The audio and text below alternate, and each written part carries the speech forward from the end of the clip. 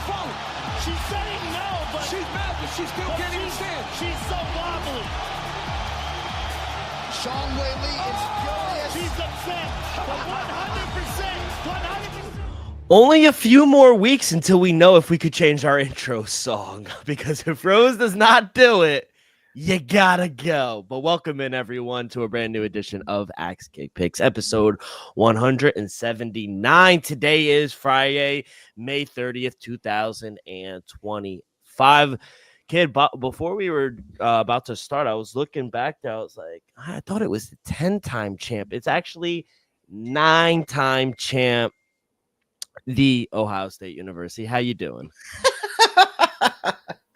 Random, bro. Where did that come from? I don't know. I was just thinking on the top of my head, and yeah. Hey, I mean, a year of back-to-backs. You know what I mean? You were coming off the Chiefs, but we got a repeat of the Stanley Cup, right? I mean, I guess there's a chance Ohio State repeats. Is that out there? Let's cross our fingers. You know, funny thing you bring that up. So 2002, right? Yeah, 2002. It's actually your neck of the woods. I read a crazy stat. No. 2002, the Carolina Panthers had a losing season. Then 2003, the following year, they go and make the Super Bowl. 2014, Ohio State won the championship. Carolina had a losing record. Next year, they go to the Super Bowl. 2024, Ohio State won the championship. Carolina had a losing record. Is it Bryce Young's year? Do they make it to the Super Bowl? I mean, I don't know. Don't they have a hard schedule? I think they have a hard schedule, bro. They start in Duval County. Yeah, they're going to lose. How you doing, though? Yeah, I'm good, man. I watched one Friday fights. They made it 110 of those. Wow. It's pretty exciting to see Muay Thai when you first wake up. And then I think Cage Warriors is on this weekend. Yeah, on UFC Fight Pass, Cage Warriors up to 189 events. So that'd be tomorrow afternoon before UFC Vegas 107.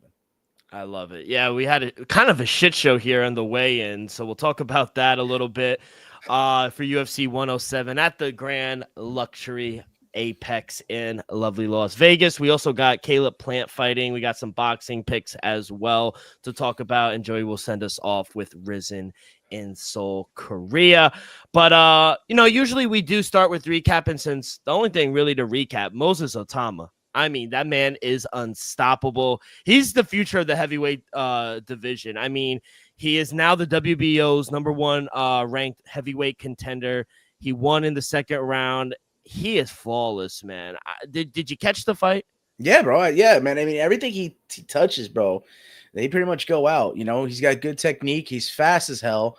And it seems like he's still not fully, developed. You know, he's, that young, and he's that peak athletic-wise. I mean, yeah, it still feels like he has ways to go to kind of, I guess, grow into his prime, right? At 22, you're not really there yet. So to be number one, I guess we're going to have to see the Dubois and Usyk. But if it's WBO, does Usyk have that one at heavyweight? Which one does Dubois? You know how we had the lineal titles. Usyk won for Fury, but then he had to relinquish one, and Dubois has it. That's why we're having the matchup. Which belt is it that Dubois has? I think it's not the WBO, is it? No, WBC. I don't know. It's a shit show. But we need to check the birth certificate. He's only 20 years old. He's the oldest 20-year-old man I've ever seen in my life. Moses Otama. Isn't he 21 though already, or 22? No, he's 20 years old. Damn. But he's past the threshold of being the youngest champ ever. Mike Tyson's still that. Mm-hmm. It's crazy. Frank Warren did come out, though, after the fight, and he said he will not fight Martin Bakole. Bakole was front and center at the fight. Funny, Frank Warren, you mentioned, wasn't mentioned there, did a ranking of most influential people in combat sports as a whole, boxing, mixed martial arts included, and Frank Warren wasn't up there. But go ahead. I didn't mean to cut you off. That's interesting. But he did come out and say he will be on the undercard July 19th of Usyk Dubois 2. So we'll see. But he won't be facing Martin Bakole. He won't be facing Big Uso, Joseph Parker. So Philip Hergovic. I don't know. He Like he that? needs to step up though. I'm Yeah, tired that's of what I these. mean. I'm tired of these fights. Yeah, no. Let's get. It's kind of like this weekend a little bit. That's why I was like a little frustrated with them. If anything, those two guys that are main eventing, co-main eventing this week should be fighting. Yeah. You know, the lesser competition, like you're getting upset about. So we'll see, but yeah, he is the future. Just 20 years old, Moses Otama, and like I said, people that I've read online and these guys that know him, they said he could beat Dubois. They said he could be Usyk. I'm sitting there like, I don't doubt it. At this point, so we'll see. But yeah, the guy is unstoppable. So the future is bright. Just 20 years old. Let's transition to a little news. We got some fights that were announced over the week. We'll start. I guess the closest to us, June 28th, International Fight Week. Terrence McKinney and Slavakos. That's exciting. That's an exciting fight. Put on a fun fight for the fans for International Fight Week. I like that one. It could go either way. I think both guys are going to want to keep it standing. Sure, they have some grappling.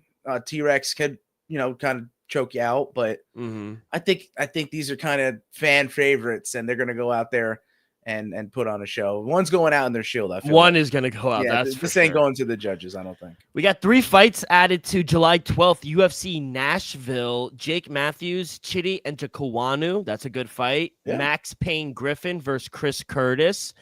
And just announced today, Gabrielle Bonfim taking on Stephen Wonderboy Thompson. At Nashville?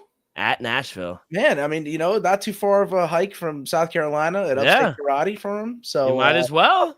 Tickets are cheap, D-Rock. Yeah, maybe we do that. July 12th. 318. Speaking of July 19th and UFC 318, this is a fucking great fight down in the what's it called? The Smoothie Center? Yeah.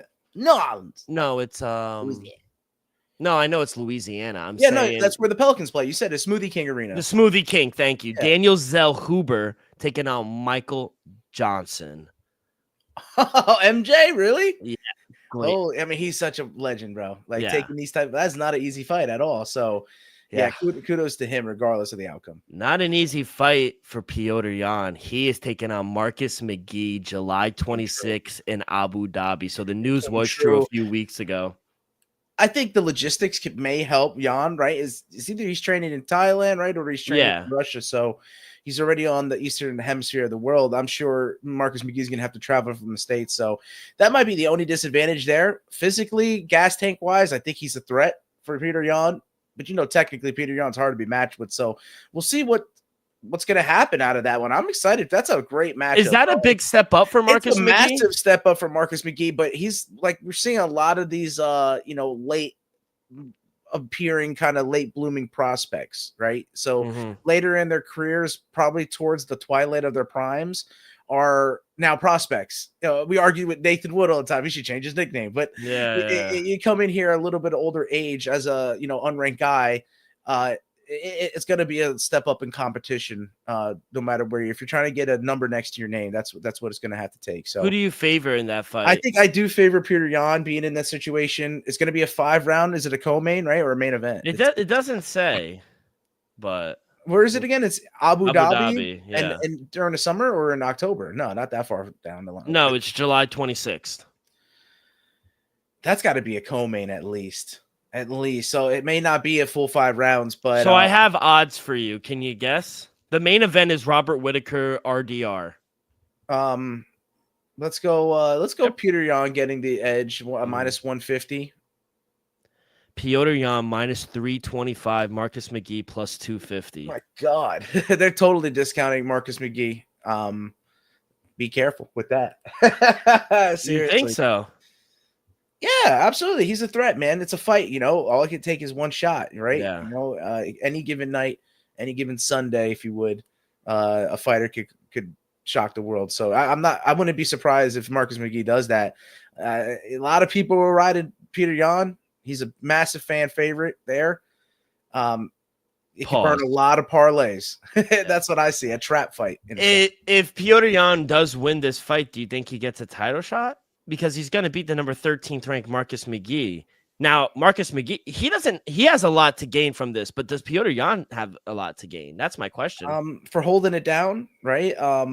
Why take this fight if you're Piotr Jan? I think he's hoping for Merab to win. Mm. Yeah, and then actually, if he wins, he may set himself up. Who knows if Sean O'Malley wins?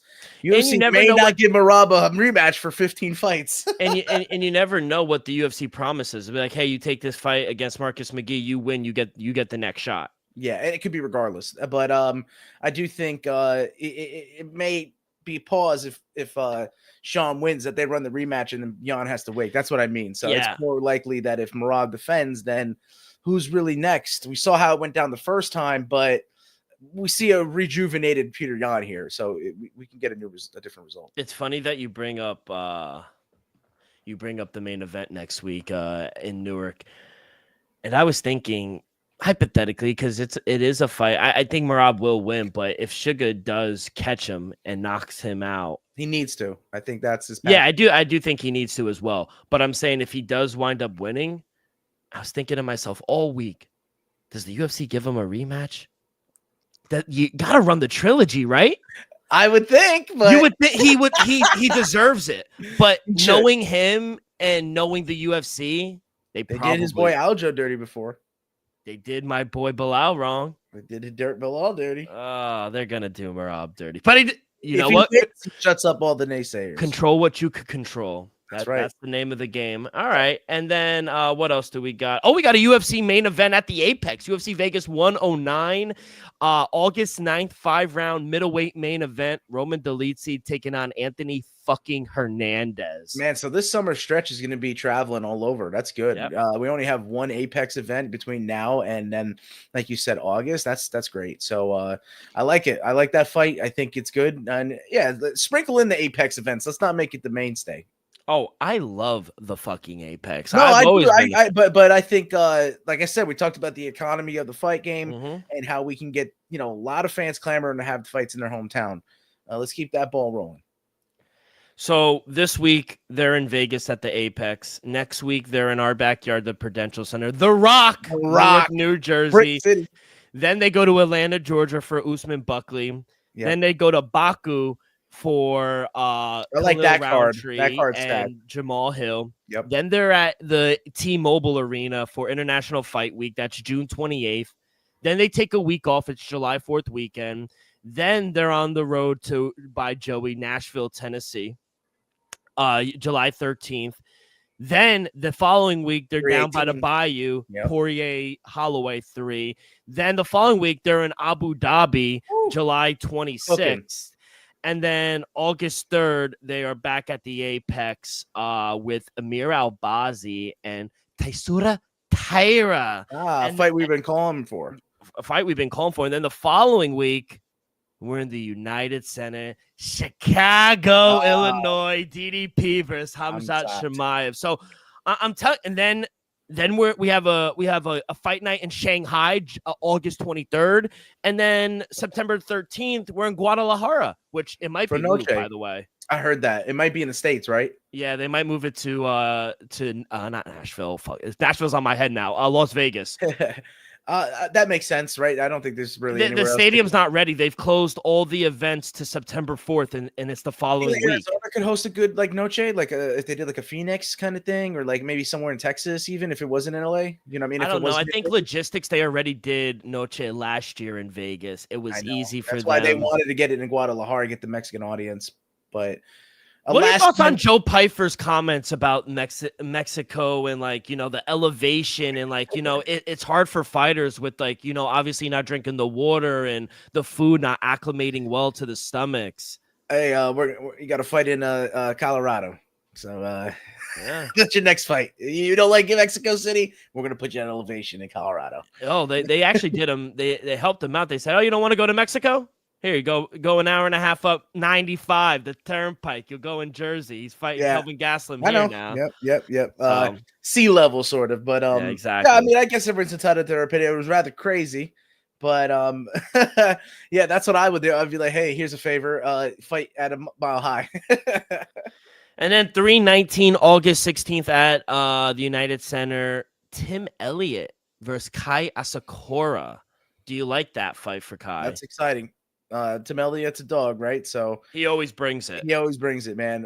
It'd be, I think, disappointing for Kaya Sakura and the Risen folks. Oh, if he comes over 0-2, Joe. Yeah, that's what I'm saying. I'm going to be mentioned at the end of the show. If they don't start out hot, not looking good. Not looking good, but that's all I got. Did you happen to catch anything else? Oh, by the way, how could we forget?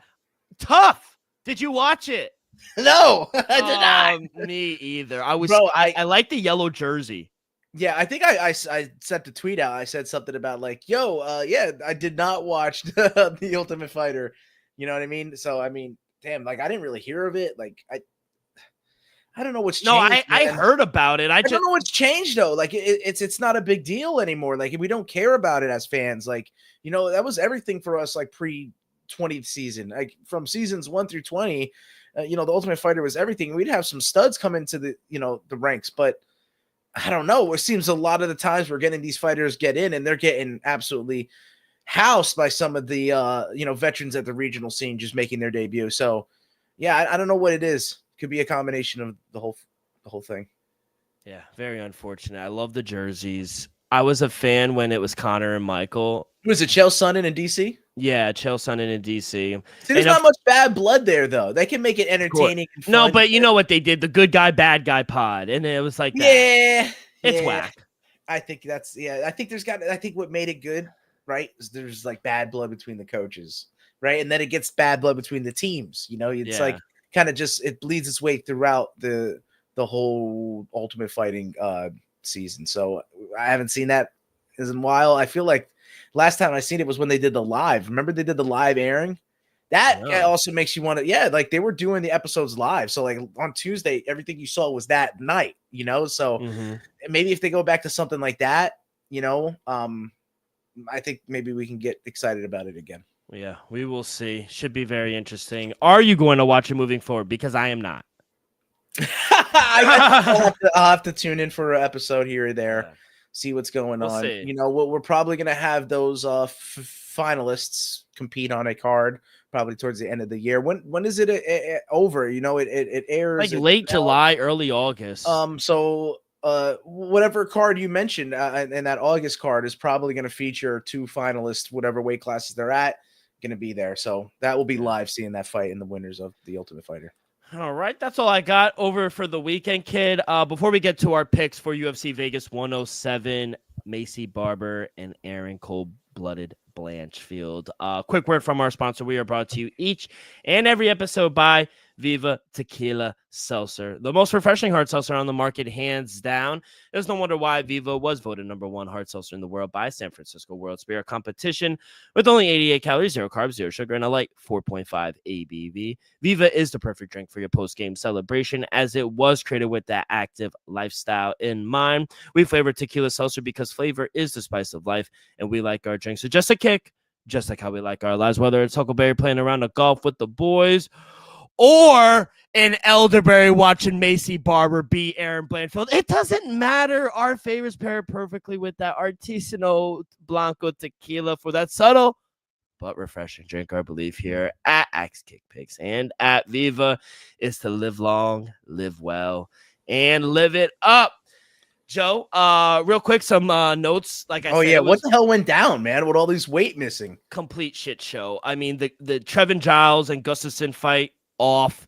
Officer Giles, really? Yeah, I don't get to see Officer Giles, and it's crazy because I had Gustafsson on the money line. I had Giles.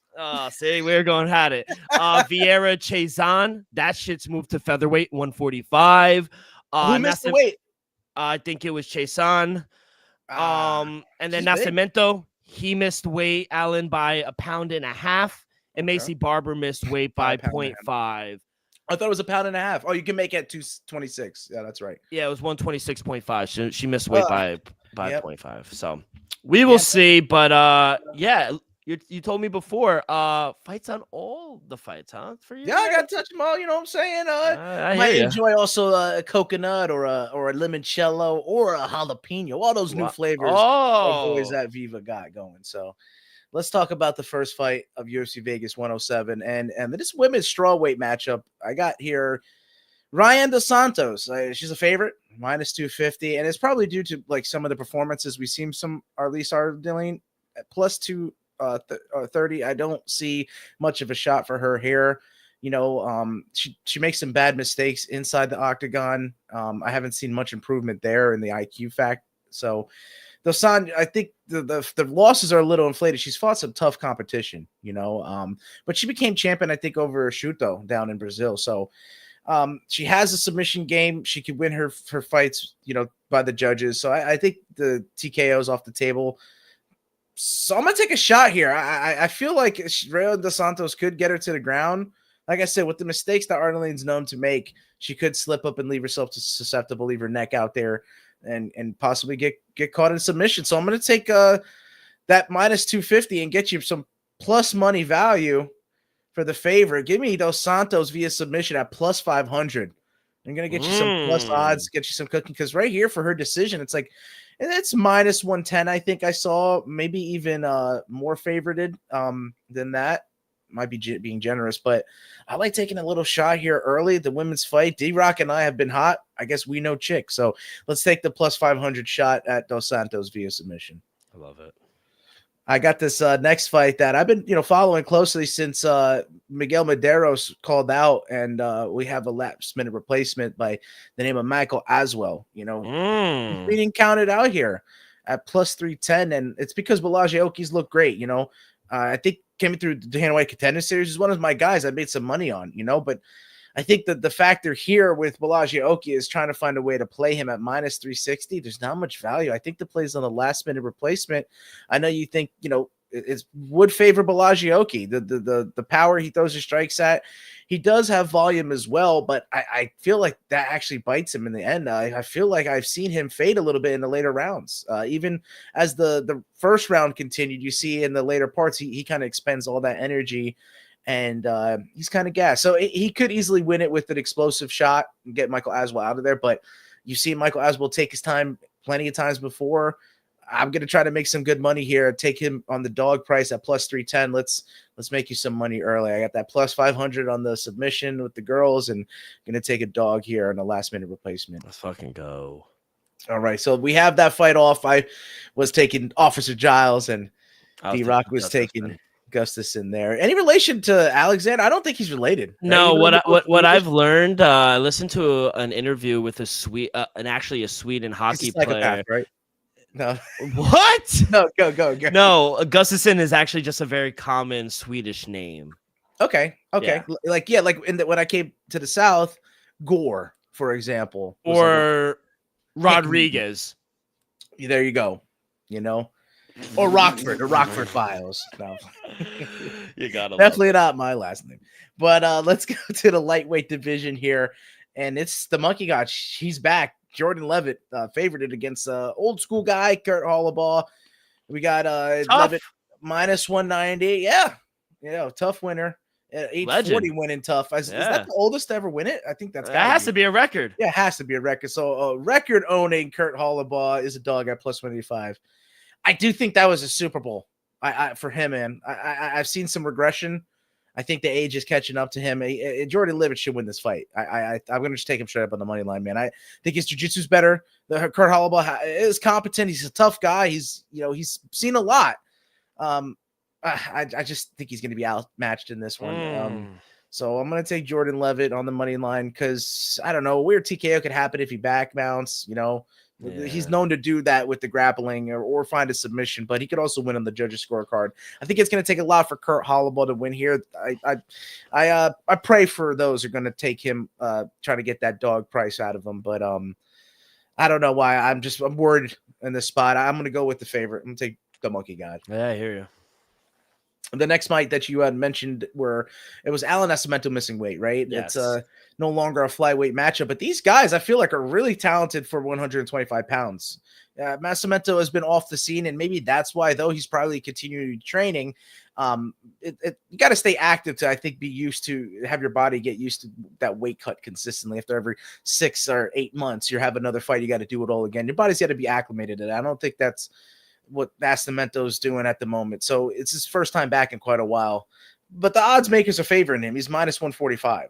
I don't think Rafael Filho is a joke at any stretch. That dude is very competent on the ground. He's got some power in his shots. He's a big 125er as well. And he made the weight. I mean, that goes to show when you stay a little more active, like I said, you get used to the whole process of everything. So I don't know. Am I willing to take the plus 135 in Filho? I think Nascimento is really talented. Like I said, I know he's been inactive, but he could put Filho in some precarious positions. I think this is a close fight. I think it's one of the closer fights on this whole card, to be honest. I like this fight possibly reaching the judges. It's 125 pounds. I don't think either guy's going to, have any flash knockouts or knockout. It's going to really occur in this one. The submission is always on the table, but being that they're so competent, I just don't feel like they're going to be able to find a way there. After one round, if these guys are going hard, it's going to get slippery in there. So, yeah, I see this fight closely contested and going to the judges and taking over 2.5 rounds is a fair shot at minus 135. I think it's a safe bet, and he can make some money on it. Main card. Let's do it. Middleweights starting center stage, 185 pounds. Zach Reese is minus 220, taking a Dusko Todorovic. He's plus 210. I was gonna say I gotta hear you say something before I give my opinion on that. Yeah, coming off back-to-back TKO losses, Dusko Todorovic, I think he finds himself in a very tough matchup here against Zachary Reese. I just don't see anywhere this fight that goes where Dusko has an advantage. I think Zachary Reese is just too powerful. He has good submission game. While Dusko, he has the ability to take a punch, but once that happens, he winds up tending to fade a little bit. So once he gets hit, Dusko will go down. So I think getting Zachary Reese here inside the distance at minus 180, good price, even via TKO at minus 110. I think that has some value as well. If you're willing to spend it a little bit more, yeah, inside the distance is a little safer, but Reese via TKO is at minus 110, minus 115. I like that play. Yeah, you got to squeeze the odds down a little to get the favorite there. But I'm on the other side.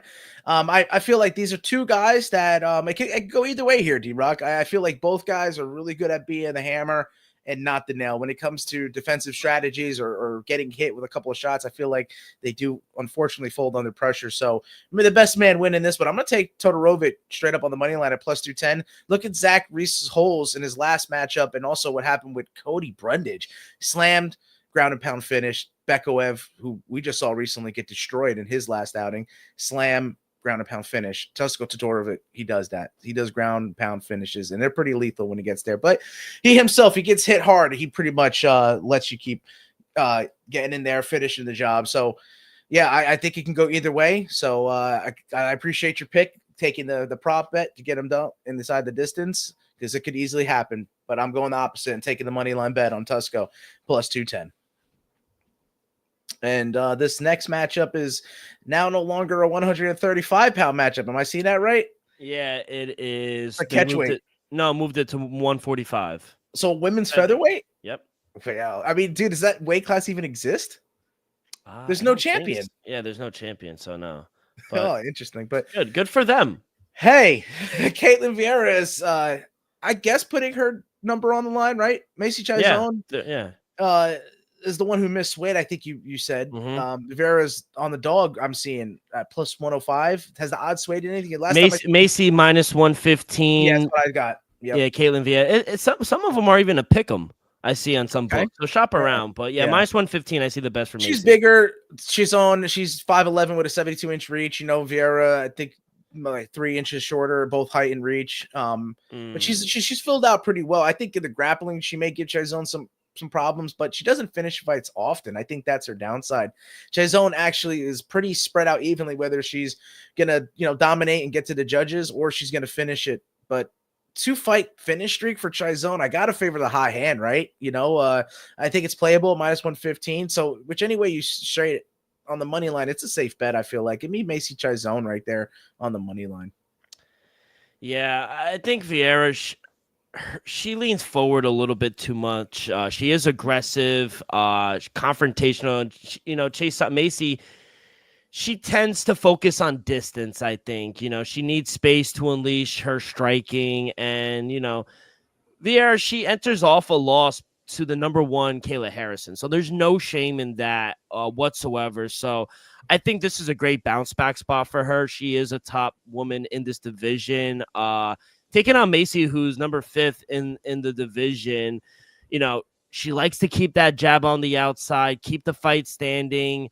And if it is a stand-up where Chason will have the most significant advantage, I think Vieira's comfort will level to on the fence, the grappling, and on the mat. So I like the over 2.5. That's at -260. You could same game parlay over 2.5. And Eileen Vieira here, she opened up a -145 favor, and the flow, it's been coming on Macy. So I disagree with the line movement, if I'm being honest. I think Caitlin Vieira is the right side, so I'm going to take her. Eileen over. I think the fight will go to the decision as well. Nice. Opposite side so far. And didn't you know 2 Macy's on this card?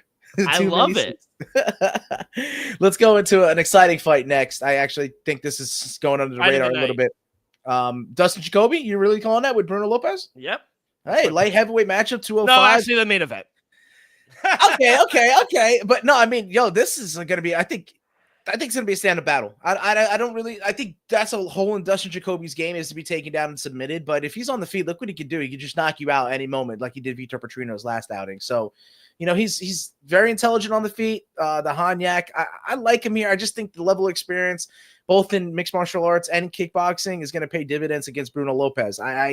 It's hard fading the Brazilians in these spots. They tend to kill parlays and break hearts, but man, Bruno Lopez plus 175. I'm gonna take the favorite. I knew you were gonna do it. I knew it. Yeah, I'm gonna be on Dustin Jacoby here. Like you said, huge knockout over Vito Petrino here. Actually, both of them, both of them are coming off big wins here as well. But I honestly thought Dustin Jacoby should be a bigger favorite than he currently is. I got him at -185. I see -190. I thought it was going to be at least a 2-1 favorite. Unless Bruno Lopez could take Dustin Jacoby down and hold him there, I think Dustin he'll be able to pick him apart, use his lateral movement, and pick him up off on the feet. Both fighters are powerful strikers, but yeah. I just think Dustin Jacoby's a little better at avoiding damage. So I think Dustin is the right side here. I'll take him straight up on the money line. Yeah, first time we align there. As we always say, what's the worst? Wait, really? I thought you went with plus money. No, I took Dustin Jacoby. Yep, I got Dustin Jacoby. Same size. Nice. I think, Bruno Lopez, like you say, he's a powerful dude. He could catch him, but I think overall, Jacoby's seen more action. He's very well experienced, and that last time that he was down. You can't say it was really like he was out of the fight entirely all, but it just shows his grit. It don't matter even if he's down in the fight, he'll get you out of there. So amen. Yeah, let's go to the featured bout.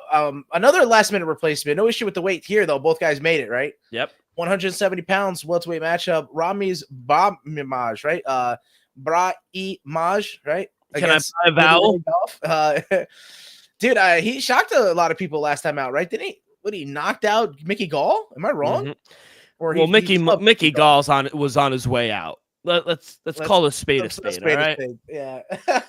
But he's fighting out of Longo, isn't he? Yeah, I don't know actually. Let me look. That's his team. What are you talking about? You should know. It's not my team. Jackson Wink is my team.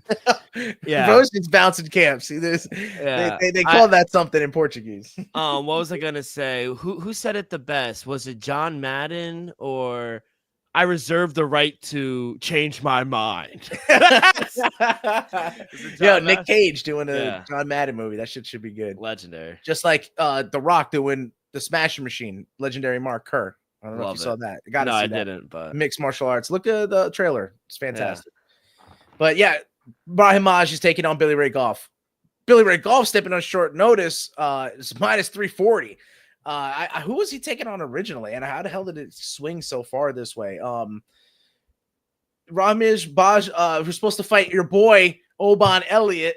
So Oban Elliott couldn't get his visa correct. So I guess and Cole had visa issues too, and Billy Ray Goff was supposed to fight him. So I think a lot of people are blinded by Billy Ray Goff a little bit.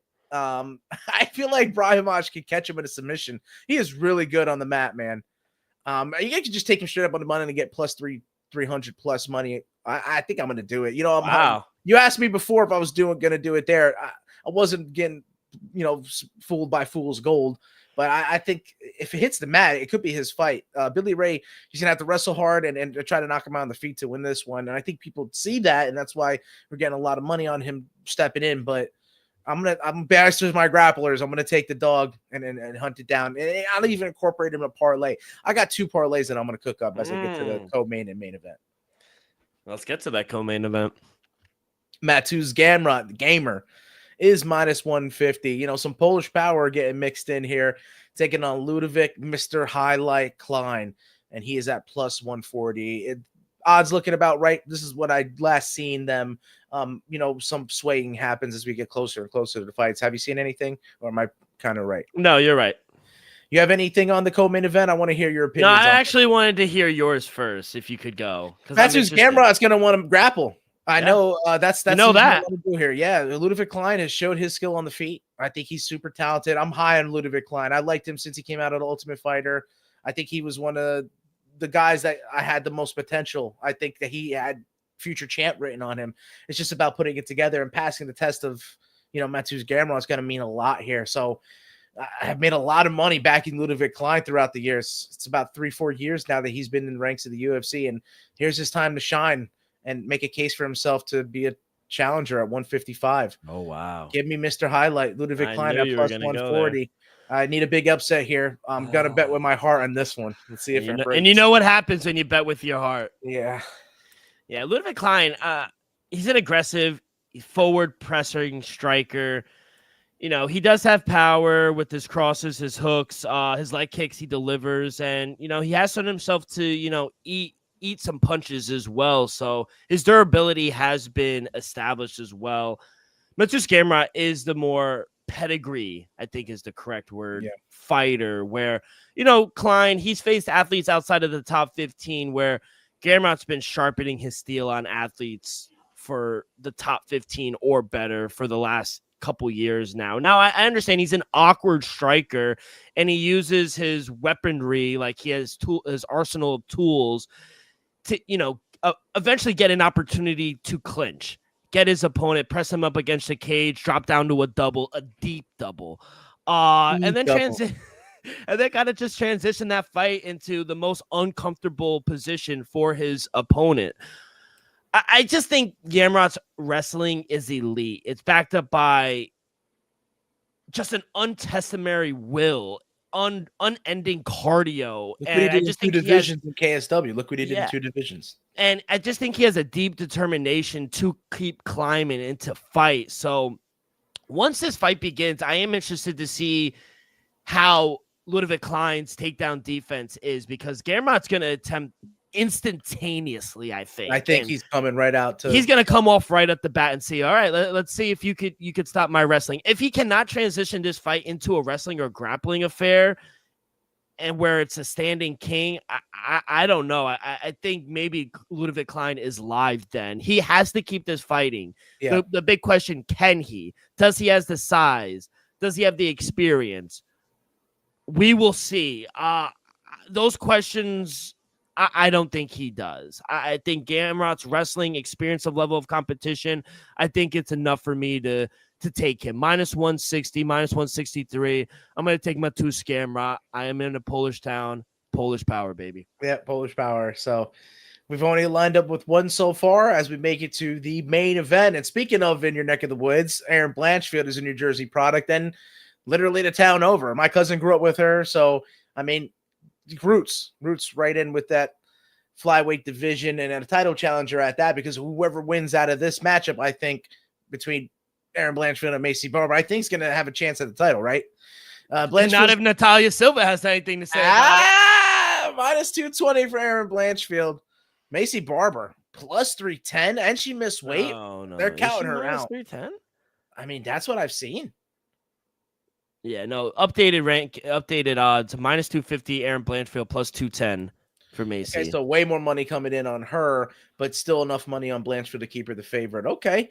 You want to hear what I got to say? Yeah, because you already know where I'm going. I said you're going Barber, and I'm going Erin Blanchfield. I had Erin Blanchfield future out. I think if she gets a hold of her, we look what happened to Maycee Barber in the past. She has had trouble defense taking down time and time again. But we've seen some improvement, right? She's been able to flow a lot better. Her combinations look lethal, and she's been stopping takedowns. Yeah, Macy Barber's looked way improved on the feet. I think yeah. she's grown as a fighter, and like I said, the takedown defense has been improved a little bit, but is it enough to stop Erin Blanchfield, who's wrestled her entire life? You know, the striking, I think, may be drastically different. I think Macy Barber's going to have a big edge there. So, you know, it's me kind of, I guess, fading myself in the co-main event, faded the grappler and took Ludovic Klein, but in this one I'm going grappler heavy. But, you know, it's a different kind of fight. You know, the women do carry a little less power in the punches. You know, in the men's fight, unfortunately, just anatomically, one punch can change the dynamic of the fight. I think it's less likely in the women's degree. I think this fight could wind up getting grabbed a lot. I wind up against the cage. I think in those positions, especially on the mat, Erin Blanchfield has the advantage, but on the feet in a strict striking battle, I think you're going to take Macy Barber there, and I don't blame you for it. I think she's live as a dog. So give me Erin Cold-Blooded Blanchfield to round off a favorites parlay that I've cooked up for you. Got the Monkey God, Jordan Levitt. I got the Hanyak. I got Dustin Jacoby, and I got Erin Blanchfield. All favorites, all cooking up for a 3-legger worth plus 240 in odds, and then ending it with a better hunt. The dogs parlay, Todorovic, Brahimaj, and Klein, all underdogs in a parlay, 3 legs at plus 3,000. So made some parlays, made some straight picks, and that's my side of the story for UFC Vegas 107. Yeah, we're gonna see how cold-blooded this girl really is tomorrow night. Hey, I have to give the nickname to Macy Barber and take away the future. Exactly, because this girl, like the legendary, bro. like the legendary Ken Flo said, I finish fights. That's what Macy Barber, best fighter to not have a title. Exactly, that's what Macy Barber does. Erin Blanchfield is a boring fighter. Trust me. I was there in her own backyard at Boardwalk in Atlantic City in Minot-Fior. You'll never make that mistake again. Just dominated her for 5 rounds. People in her own state were leaving in the 3rd round. She's not an exciting fighter. Yes, she has an advantage on the grappling and the wrestling. That's evident. We know wrestling and the grappling, that's at her base, but you know, Macy Barber, she's training now in alpha male. She's focusing on improving her wrestling, and we know she is the better striker of the two. Guillotines, alpha male guillotines. Watch out. And you know, up until this point, she does have a 53% takedown defense. Now that is a red flag, but training with the guys at alpha male, I think that's going to be improved. And I don't know. We have seen times where Erin Blanchfield just come forward and just taking jabs and look clueless. Yeah. So feet. I don't know. Macy Barber knows what she's doing on the feet. Macy Barber is going to finish her. She's gonna make her bleed her own blood. I'm gonna take her plus 210 on the money line, and I'm also going to sprinkle a via KO TKO at plus 475. So then Macy Barber and Natalia Silva is the fight to make next. You have to run that fight because Valentina, if she's doing what she did to Manon Fiorot, and we looked how far away Blanchfield was, I think we have to have a clear-cut number 1 contender, right? Because it shows Valentina's far. Yeah, and then it makes the super fight possible. That's right. Yeah, because I'm sorry, Kakara Janjaroba, but you might have to take another fight. Or she could just wait and back up, be the backup, right? Yeah, but Matus Gamrot was the backup. That doesn't guarantee you nothing. What's it do? Payday? It turns into a fight with Ludovic Klein. No disrespect to Ludovic Klein, though. No, because he could win the fight. Yeah, you got him winning. So, Joe, thank you so much. Yes, good luck. Cannot wait. Back at the Apex. You got to love it. Yeah, we got to go to one of those, right? They're hard. They're like extremely, intimate. It's and not even all your family members could go.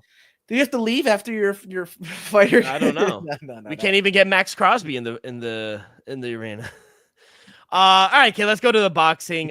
Caleb Plant, Armando Resendez. He is plus 750. Caleb Plant, 20-1 favorite. It is for Plant's WBA interim super middleweight title.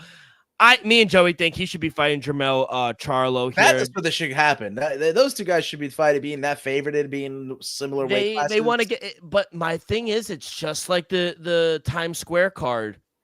They want to get a warm-up test before they wind up fighting, because that's the fight to make next. Caleb playing Jermell Charlo. And Charlo needs that, I feel like, so that he can take his O and go into the ranks. I agree, but what if we run into what we did last time and one of them wins and then Ryan Garcia loses, and now he just had surgery over the week on his hand. He can't train for another 6 to 8 weeks.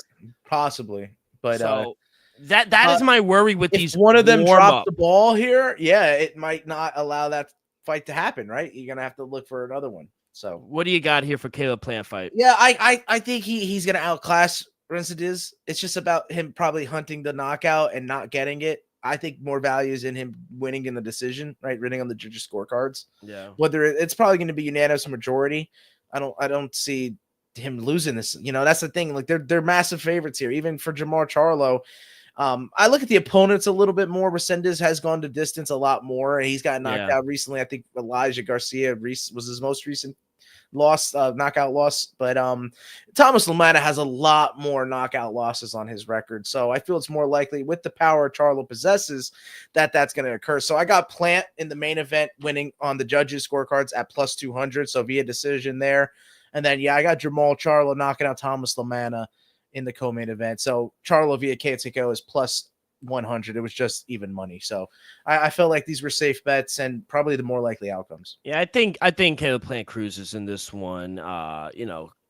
Bar to a complete duration of duty, I think any fighter can be beat, but I don't think Caleb Plant loses in this one. So how will he win? Each of his last 2 wins have come in round 9.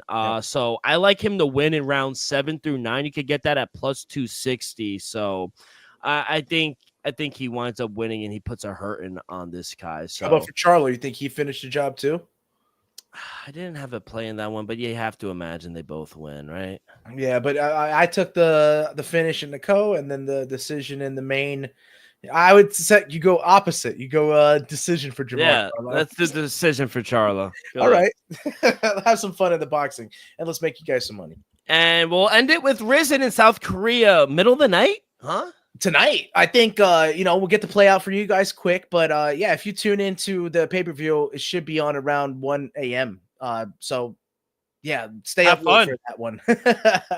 Got Roberto de Souza in the main event. He's taking on Won Bin Ki. He's at home, and you could say he's live with some of his recent performances, even though he lost his lat one. I'm going to agree with the odds makers. Plus 425, I think, is showing that Satoshi, Roberto de Souza, is going to outclass him. Minus 600 favorite. Probably going to have to squeeze that down by taking him inside the distance. I think he could probably get it done in even one round. So, submission, knockout. Maybe you can hunt the round 1 win. Something like that to get that minus 600 down. But, yeah, I think he's the right side. I love it. Joe, good luck. We got to get back on track. 10 seconds left. Been a tough I do not want to talk about last week. So last week was a wash. Yeah. All right. Well, everyone, thank you guys so much for tuning in. Enjoy the fights. Good luck on all your bets, and we will see you guys next week. Peace.